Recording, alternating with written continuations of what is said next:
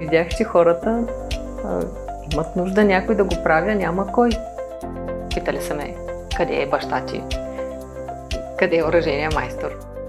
Всяко оръжие си е такова с история, идва при мен. Аз съм Зорница Георгиева, на 39 години вече. Започнах с, така да се каже, реставрацията в началото, понеже това ми беше нещо като хоби. Обичах и по телевизията много да гледам. И то като почнеш, нали, да гледаш и почваш така да искаш да го направиш. И започнах да правят тези икони. Те са чрез гълванопластика направени с мед и след това посребрени и след това си ги състарявам да изглеждат, нали, така по-старички, по-автентични. И много харесвам да възстановявам общо взето стари предмети. И случайно стана с оръжията, честно казано, понеже не съм предполагала, че ще се занимавам някога с ловни оръжия, бойни оръжия. Един клиент ми каза: ама ти що можеш да го направиш това на иконата, то пак е метал, не можеш ли да го направиш и върху пушката? Аз всъщност мога да го направя. И почнах да се интересувам, ходих на курсове, видях, че даже ми доставя удоволствие да си ги разглобявам и да ги разглобявам оръжията. И така, изкарах курса и започнах по-малко да си работя. Видях, че хората имат нужда някой да го правя, няма кой. Аз мога. И викам, защо да не го направя, след като мога да го направя. И затова почнах да правя оксидациите на оръжия, никелиране на главите, нали, на оръжията. Това беше вдъхновението, защото видях, че няма кой да го направи в нашия район, тук няма реално кой. Преди това само с иконите се занимавах. Това ми беше вдъхновението. В началото реакциите бяха, нали, че съм жена, малко странно. Питали са ме, къде е баща ти? Къде е оръжейния майстор? Не иска да им кажа, аз съм. И те така ме гледат с недоверие. Предполагам, че си мислят, че всъщност някой друг е майстор, а аз просто за пред хората. Така си мисля, не знам. Имаше по телефона, аз искам да говоря с истински оръжейен майстор. Аз съм. Ама не, дай ми този, който прави оксидацията. Пак съм аз. Той имаше и хора, които не ми вярват, но вече може би почнаха да свикват хората.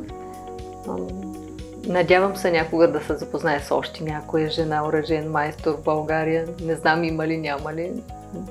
Доколкото знам, няма. Аз не очаквах да съм единствена по принцип. Надявам се някой път да има и други, понеже не е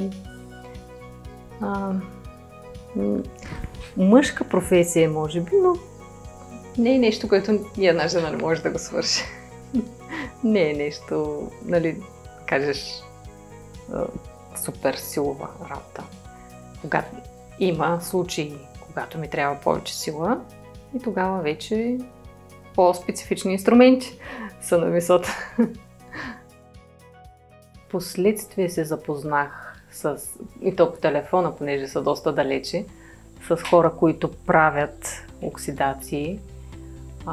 Иначе преди това не бях срещала такива хора, не бях говорила с такива хора, не бях виждала изобщо как се случва. Но в последствие се запознах с хората по телефон и честно казано, те са много така отворени, помагат ми с съвети. Много хубави хора са оръжейните майстори, общо взето. Нали, не са ми казвали нещо лошо никога.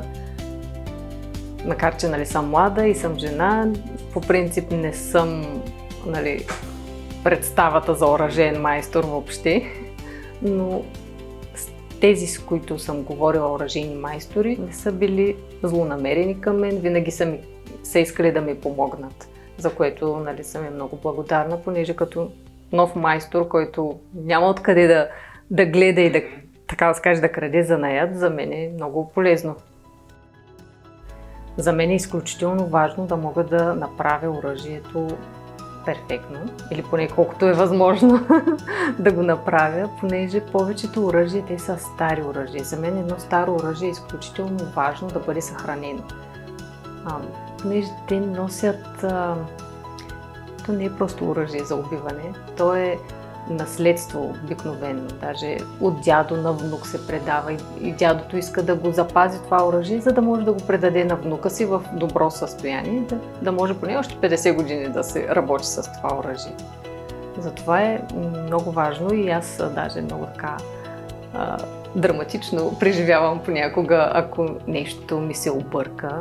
После си го оправям, разбира се, оправям всичко, но много така важно ми е, изключително ми е важно. Ако бях хирург, нямаше да издържа, примерно. Така се чувствам някой път като хирург, който трябва да спаси пациента, нали, да живее, да продължи да живее. Да, точно така се получава, защото някои оръжия са в много лошо състояние. Нали, може да не могат да се спасят, обаче до сега не ми се е случвало, спасявала съм ги. В моята професия съвременни технологии почти не може да има. Така че аз си практикувам, мисля, че старите. Нали, може и да може, но аз си практикувам старите начини на реставрация. Нямам нови технологии при мен.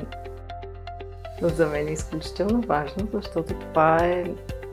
Има си цели музеи с оръжия, така че трябва да има хора, които могат да ги реставрират тези оръжия.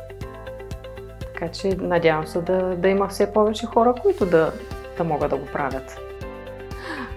Най-ценният урок, смятам, че още не съм го научила.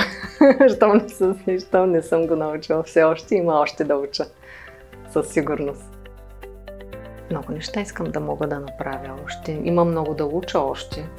Искам и малко повече в детайли по метала да мога да правя. Но това е въпрос на доста работа от моя страна. Така че има какво да уча още и не спирам да уча. Като дойдат да си вземат оръжията и като ги видят, нали, корената разлика от преди как са ми докарали оръжието, какво състояние е било и после като го вземат и като са така щастливи и доволни, аз също съм изключително щастлива и това ме зарежда да продължавам със следващите и със следващите и така. То просто те прави щастлив. Като видиш другите да са щастливи, и това е. То всяко оръжие си е интересно и интересно, като ми разказват разни случки. Примерно, аз виждам оръжието, че е някакво така интересно състояние, така да се каже. Питам какво се е случило. И като почна да ми разказват, има така интересни случки. Че изтървано в един язовир, примерно, оръжието се муркали няколко ловци да го търсят това оръжие. Това вече е риск за живота им. Има интересни неща, които са ми разказвали.